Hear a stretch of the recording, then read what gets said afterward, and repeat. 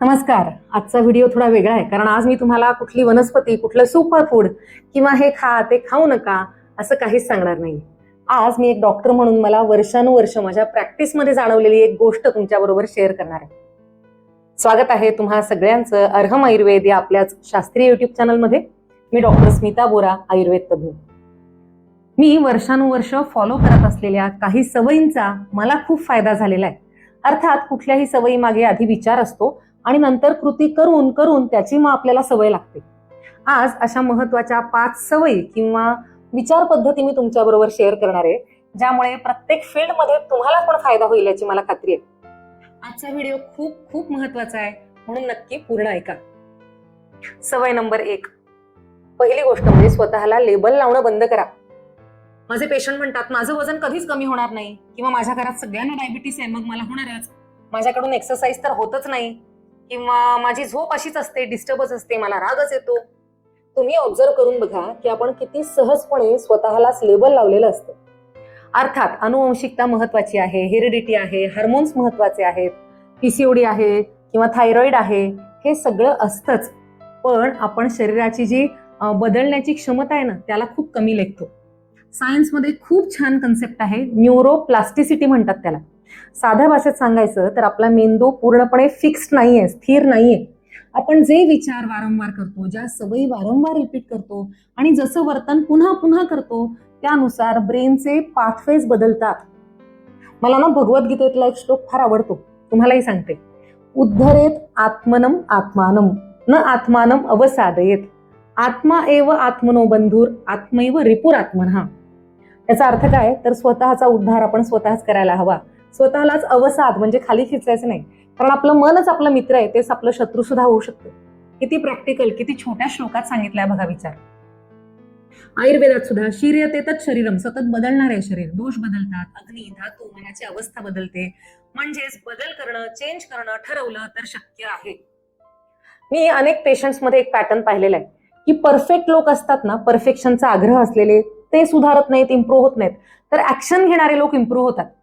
की ठीक आहे, मला 1 तास एक्सरसाइज ना नाही जमणार, पण किमान 20 मिनिटं तरी सुरुवात करते. मला पूर्ण पथ्य, पूर्ण डाएट नाही जमणार, पण कमीत कमी रात्रीचं जंक फूड आहे, बाहेरचं जेवण आहे, ते तरी मी बंद करते. किंवा मी वारंवार सांगत असते की रात्रीचं जेवण सूर्यास्ताच्या जवळपास तरी सुरू करते. हा एक छोटा बदल पण सातत्यानं केला तर आरोग्यातला खूप मोठा टर्निंग पॉईंट ठरतो. मी माझ्या बाबतीतलं एक उदाहरण सांगते. आरोग्याच्या सवयी अर्थात मी फॉलो करत असतेच, ज्या मी तुम्हालाही सांगत असते. पण मी स्वतःला एक लेबल लावून घेतलं होतं अगदी लहानपणापासून की संगीत किंवा गाणं हा माझा प्रांतच नाही, हे मी करू शकणार नाही, यावर मी ठाम होते. पण एका वाढदिवसाला मी ठरवलं की हे लेबल आपण किती दिवस कॅरी करणार, म्हणून एक छोटासा प्रयत्न म्हणून मी गाण्याचा क्लास सुरू केला. अर्थात गाणं शिकणं किंवा संगीत ही खूप मोठी प्रोसेस आहे, पण सुरुवात केल्यामुळे मला जो आनंद मिळाला ना, तो खूप महत्वाचा आहे. तात्पर्य काय की आपण बदल करू शकतो, करायचं ठरवलं तर नक्की करू शकतो. दुसरी गोष्ट सेल्फ प्रॉमिस. आपण स्वतःलाच किती प्रॉमिस करतो बघा, इतरांना सुद्धा, की मी उद्यापासून नक्की व्यायाम करणार, उद्यापासून मी साखर बंद करणार, मी आजचं हे सिगारेट जे ओढणारे असतात ते म्हणतात आज लास्ट सिगारेट पिणार, किंवा वेळेवर झोपणार, फोन कमी करणार. आणि हे सगळ्यांच्या बाबतीत अर्थात असं होत असतं. आपण काही गोष्टी ठरवतो तेव्हा प्रयत्नपूर्वक अंमलात आणण्यासाठी आपल्याला स्ट्रगल करावा लागतो स्वतःच्या मनाशी. मलाही करावा लागतो कारण मी काही परफेक्ट नाहीये. पण एक गोष्ट मला जाणवते, जेव्हा आपण स्वतःला सतत शब्द दिलेला असतो, प्रॉमिस केलेला असतं आणि सतत आपण ते ब्रेक करत राहतो, तेव्हा आपला स्वतःवरचा विश्वास कमी होतो. तुमचा मेंदू ना तुमच्याकडूनच शिकत असतो की ही बोलते खूप पण बहुतेक करणार नाही, आणि ही म्हणजे कोण तर ते आपणच स्वतः असतो. जसं वारंवार चाललं तर पायवाट रुंद रुंद होत जाते ना, तसं रिपीटेड बिहेवियर्स आहेत, तो पॅटर्न तुमचा बनत जातो, स्ट्रॉंग होत जातो. आयुर्वेदात याला म्हटलंय प्रज्ञापराध. म्हणजे काय की प्रज्ञा म्हणजे आपली बुद्धी. आपल्याला माहिती असतं की आपण जी गोष्ट करतोय ती चुकीची आहे की बरोबर आहे, पण तरी पुन्हा पुन्हा ती गोष्ट करत राहणं, याला म्हणतात प्रज्ञा. आणि अपराध म्हणजे कळून सुद्धा चूक करणं, कळतंय पण वळत नाही. आणि या प्रज्ञापराधाचं एक उदाहरण म्हणजे लाखो लोक आपले व्हिडिओ रोज पाहतात आणि प्रत्येक व्हिडिओत मी आरोग्याविषयी काही चांगल्या सवयी आहेत त्या सांगत असते. अर्थात बरेच जण बदल करतात, पण बरेच जण या माहितीला लाईक करतात, शेअर करतात आणि स्वतः अंमलात आणत नाहीत. तुम्ही व्हिडिओ पाहून सवयींमध्ये दीर्घकाळ बदल केला तरच फरक पडणार आहे.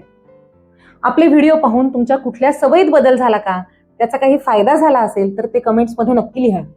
तुम्हाला आश्चर्य वाटेल, मला अनेक पेशंट सांगतात, लोक सांगतात की आम्ही व्हिडिओ पाहतो आणि बरेचसे लोक त्यातले कमेंट्स पण अगदी रेग्युलरली वाचतात बरं का.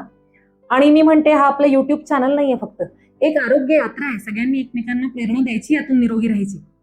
म्हणून कमेंट्समध्ये तुमच्या चांगल्या सवयींविषयी नक्की लिहा.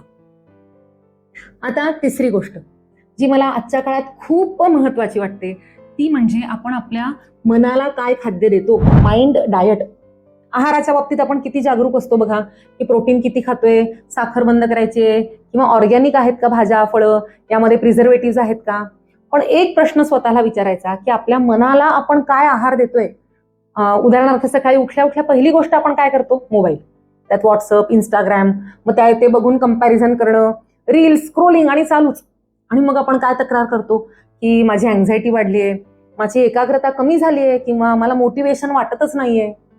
मला भेटणारी काही तरुण मुलं सुद्धा मला सांगतात की फार आनंदीनं वाटतच नाही आम्हाला, कारण त्यांनी स्वतःला सतत गुंतवून ठेवलेलं असतं. सतत रील्स बघून तेवढ्यापुरता एक तात्पुरता आनंद किंवा एक क्विक स्टिम्युलेशन मिळतं आपल्या मेंदूला, आणि मग खऱ्या आयुष्यातले छोटे छोटे आनंद विसरूनच जायला होतात. हे खूप टॉक्झिक आहे आणि यापासून डिटॉक्स करणं जास्त महत्वाचं आहे. विशेष करून उठल्या उठल्या दिवसाची सुरुवातच जर मोबाईल, रील्स यामुळे नर्वस सिस्टीमवर तुम्ही हल्ला करून केली तर दिवसभर डिस्टर्ब राहणार. काही लोकांना जसं काही अन्न पचत नाही, हेवी असतं किंवा काही त्रास होतो अन्नाने, तसंच निगेटिव्हिटी, कंपॅरिझन आपल्या मनाला सुद्धा पचत नाही. यावर खूप रिसर्च अर्थात चालू आहे. त्याला म्हणतात ना डूम स्क्रोलिंग. सतत निगेटिव्ह कॉन्टेंट कन्झ्युम करणं, इन्फॉर्मेशनचा, माहितीचा महापूर, यामुळे एकाग्रता, तुमचा मूड, तुमची झोप बिघडते.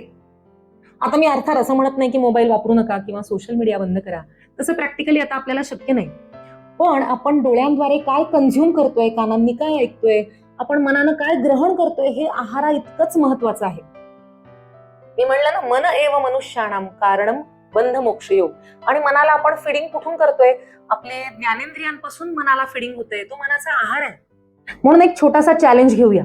सकाळी अर्धा एक तास आणि झोपण्याआधी अर्धा एक तास स्क्रीन बंद ठेवून पहा. फक्त 8 दिवस करा. त्या वेळात तुम्ही एखाद्या पुस्तकाची काही पानं वाचू शकता, प्राणायाम करू शकता, व्यायाम करा, शांत बसा. तुम्हाला संगीत ऐकायचं असेल तर ते ऐका, एखादा छान पॉडकास्ट ऐका, प्रार्थना करा, नामस्मरण करा, काहीही करा. काय करताय ते माध्यम नाहीये महत्वाचं, विचारांची क्वालिटी किंवा फिडिंग खूप महत्वाचं आहे. मी पण स्वतः वेळ मिळाला की चांगली पुस्तकं वाचते, व्यायाम करते, संगीत ऐकते. हे सगळं मनाचं टॉनिक आहे. आणि मी तरी स्वतः सकाळी किमान तासभर मोबाईल दूर ठेवते. आता चौथी गोष्ट, स्वतःला वेळ देणं. मला माहितीये हे ऐकलं की तुमच्यापैकी बरेच लोक म्हणतील की मला वेळ नाहीच आहे. आणि खरंच आजच्या धावपळीत, आजच्या या लाईफस्टाईलमध्ये स्वतःसाठी वेळ काढणं सोपं नाही. कारण आपण इतक्या काहीतरी स्पीडमध्ये जगतोय ना, की धावायचं, काम करायचं, फोन आहे, घर आहेत, इतर जबाबदाऱ्या आहेत, डेडलाईन्स आहेत, आणि मग रात्री एकदम कोलॅप्स. आणि वर्षानुवर्ष हेच चालू राहतं. मी बरेचदा माझ्या प्रॅक्टिसमध्ये सुद्धा पाहते, पेशंटमध्ये स्ट्रेस वाढला की ऍसिडिटी वाढते, स्ट्रेस वाढला की IBS तर हमखास वाढतं, पोटाचे विकार वाढतात, स्ट्रेस वाढला की शुगर, डायबिटीस यामध्ये लगेच म्हणजे डिटोरिएशन होतं, स्ट्रेस वाढला की क्रेविंग्स खूप वाढतात, सारखं खावंसं वाटतं. गट ब्रेन ऍक्सिस विषयी तुम्ही ऐकले ना, म्हणजे आपला ब्रेन आणि आपलं पोट सतत एकमेकाशी कम्युनिकेट करत असतात. म्हणून काही लोकांना टेन्शन आलं की पोट साफ होत नाही, काहींना ऍसिडिटी वाढते, आणि बऱ्याच जणांना सारखं खावंसं वाटतं, किंवा काही जणांची भूक मरून जाते. अर्थात मी असं म्हणत नाही की स्वतःला वेळ द्यायचा म्हणजे रोज सकाळी 4 वाजता उठलं पाहिजे किंवा 2 तास मेडिटेशन केलं पाहिजे, तसं अजिबात नाही. पण कमीत कमी 15-20 मिनिटं फक्त शांत बसणं, स्थिर बसणं, काहीही न करता स्वतःसाठी वेळ देणं महत्वाचं आहे. स्वतःला वेळ देणं ही लक्झरी नाही, ही हेल्थ प्रॅक्टिस आहे आणि ती शिकावी लागते. शेवटची गोष्ट खूप महत्वाची आहे, संगती. मला ना आमच्या एक काकू होत्या, खूप कर्तबगार. त्यांनी मला अगदी कॉलेजमध्ये असताना एक वाक्य सांगितलं होतं की आपण ब्लड रिलेशन किंवा रक्ताची नाती निवडू शकत नाही, पण मित्र किंवा मैत्री निवडू शकतो. म्हणून नेहमी आपण कुठल्या संगतीत राहतो हे खूप महत्वाचं. आणि मी तेव्हापासून विचारपूर्वक स्वतःची संगती निवडण्याचा प्रयत्न केलेला आहे. मला नेहमीच खूप चांगले मित्रमैत्रिणी, जवळच्या अगदी सकारात्मक, प्रेरणादायी लोकांचा सहवास मिळालेला आहे. माझ्या टीमकडून सकारात्मक प्रतिसाद मिळालेला आहे, ज्यामुळे मी काही थोडंफार अचीव करू शकले, ज्यामुळे मला खूप आनंद मिळाला. आणि या सगळ्याच एक छोटंसं उदाहरण म्हणजे हे चॅनल पण आहे. गेल्या 3 वर्षात दररोज न चुकता, एकही दिवस खाडा न करता मी माझ्या टीमनं सातत्य ठेवलंय आणि तुमच्यापर्यंत जवळजवळ 2000 पेक्षा जास्त हिंदी, मराठी, लहान मोठे व्हिडिओ पोहोचवलेले.